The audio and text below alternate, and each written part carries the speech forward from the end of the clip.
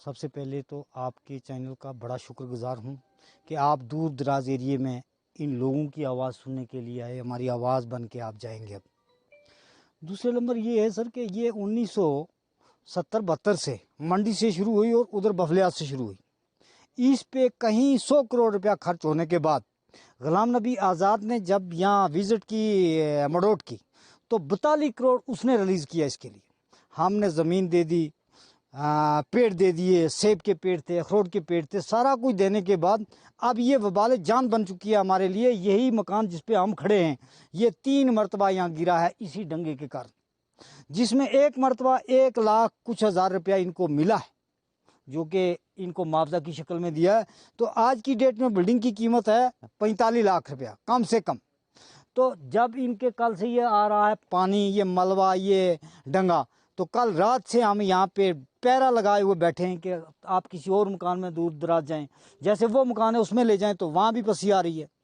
तो मैं कहता हूं कि हम मीडिया का दिली से शुक्रगुजार हैं, इस हमारी आवाज़ को बेहतरीन बना के गवर्नर तक पहुंचाया जाए कि ये रोड वाले जान उल्टा कुर्ता जिसे कहते थे पुराने बुजुर्ग कि किसी के गले में उल्टा कुर्ता पड़ गया, ये उल्टा कुर्ता बन गया है। कहीं भी इसका पानी निकास नहीं है, पड़ोसी से लड़ रहा है। सर सबसे पहले तो हम आपके शुक्रगुजार हैं कि आप इस दूर दराज के एरिया में हमारी इस मुश्किलात को सुनने के लिए आए। जहाँ तक इस रोड का ताल्लुक़ है, अरसा से ये जो है CRF रोड मंडी फागला एक प्रोजेक्ट है। ये इस प्रोजेक्ट में जब काम शुरू हुआ तो उस वक्त से हम इन डिपार्टमेंट वालों को अपनी ज़बान में जिसको हम दुहाई बोलते हैं, दुहाई करते रहे कि भाई इसके ग्रेड जो है इस ग्रेड सही रखो। इन्होंने जो कटाई किया वो ग्रेड के मुताबिक नहीं की है।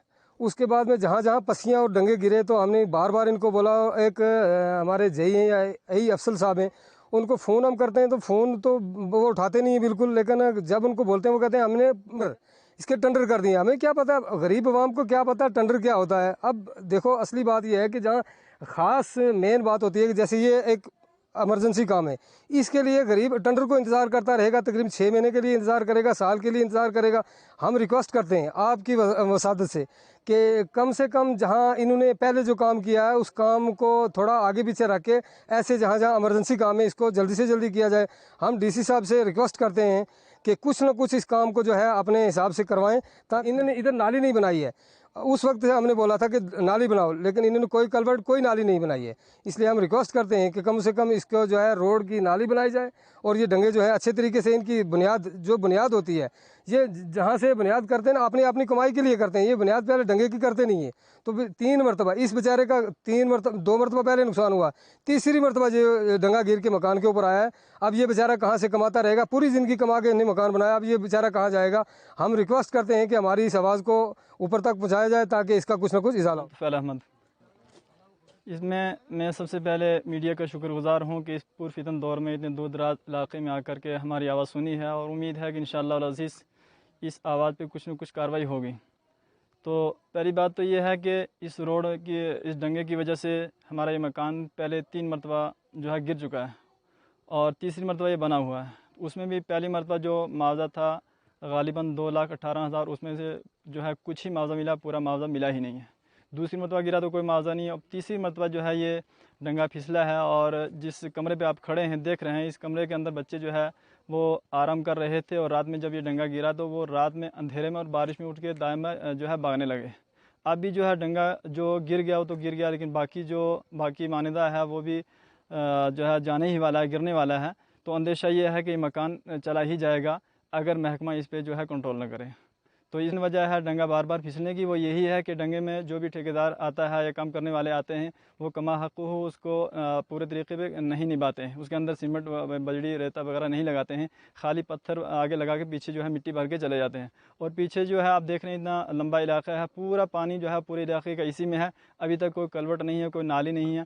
पहली बात तो मैंने इससे पहले भी आवाज़ गालिबन पहुँचाई थी कि एक मकान ये नहीं है बल्कि 3 मकान इससे नीचे हैं, एक मकान जो है ऊपर है। 5 मकान जो है वो बार बार इस पानी की और डंगे की जद में आ रहे हैं। साथ ही में मस्जिद है, कब्रस्तान है, पूरा पानी जितना भी है वो मस्जिद के, कब्रस्तान के और मकानों के ऊपर लगा हुआ है। अभी तक कोई नाली नहीं है, कोई कलवट नहीं है, कोई कुछ नहीं है। तो इस वक्त जो वजह डंगा फिसलने की हुई वो ये है कि रोड के पीछे से बहुत बड़ा पहाड़ फिसल करके रोड में आया हुआ है, जिसकी वजह से रोड ब्लॉक हो गई और गाड़ियाँ जितनी भी वो डंगे के ऊपर से गुजर रही थी वो पानी जो है डंगे में लगा हुआ था, उसकी वजह से जो है डंगा फिसल गया है।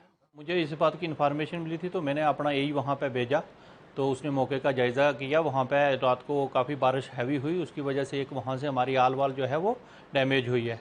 तो हमने इस रोड का रेस्टोरेशन का एक टेंडर भी लगाया हुआ है, विद इन डेज़ वो अलॉटमेंट हो जाएगी तो हम इसको कर देंगे। तब तक हमें कल तक ये मशीन भेज के तो इसको रोड का जो ब्लॉकेड है वो हटा दूंगा और वहाँ से वो ट्रैफिकेबल बना दूंगा उसको। जो कोई 3-4 दिन पहले भी इस रोड पे काफ़ी स्लिप्स आती रहती हैं, मैं गया था वहाँ पे आगे भी कोई इससे ये 22 किलोमीटर 20 किलोमीटर में भी आई हुई थी स्लिप एक, तो वहाँ से वो हमने पत्थर हटा दिया था। तो इसमें तकरीबन वक्तन फ़वक्तन आते रहते हैं क्योंकि ये थोड़ा सा सिंकिंग जोन है। तो इसको ये जो कल पिछली रात जो थी बारिश हुई हैवी, उससे ये पत्थर नीचे आया और इसने रोड को हमारी को ब्लॉक करके रखा हुआ है। तो कल तक हम इसको हटा देंगे। नहीं, पानी का निकास तो इसको प्रॉपर जगह से हर जगह से निकाला है। किसी किसी जगह पे लोगों की अपनी रंजिश होती है या किसी की ज़मीन नीचे होती है तो वहाँ पे वो कलवट वगैरह नहीं लगाने देता। ऐसी कोई स्पॉट होगा तो बाकी जगहों पे तो सिटी वर्क बने हैं इसमें, वो भी हमने ब्लैक टॉपिंग में इसको प्रायोरिटाइज़ किया है। जैसे ही हमारे पास कोई पैसा आता है तो हम इसको ब्लैक टॉप भी करेंगे।